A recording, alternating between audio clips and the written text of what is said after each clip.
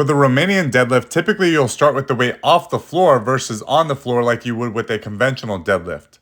While maintaining a very slight bend in your knees, focus on drawing your hips back into a very deep hinge, keeping the kettlebell close to your body and bringing it down towards the floor. The depth and range of motion on your RDL will vary from person to person depending on their flexibility and mobility that they have in their hamstrings.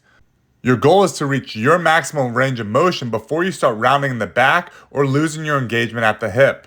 A couple main focus points on the RDL versus the conventional deadlift will start with the knee. While you'll still maintain a slight knee bend, your knee will be straighter on the RDL versus a conventional deadlift. The second thing is the emphasis on the hip hinge. While both of them are hinging patterns, the RDL places an additional focus on how far back you're hinging to really allow you to focus on stretching your hamstring and activating your glutes.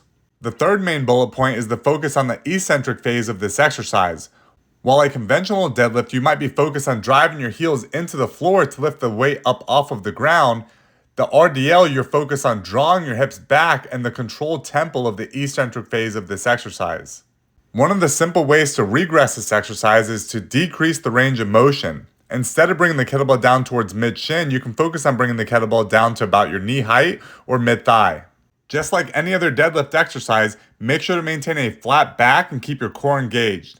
The majority of the weight should be sitting in your heels, and you should also maintain a neutral cervical spine by keeping your chin slightly tucked.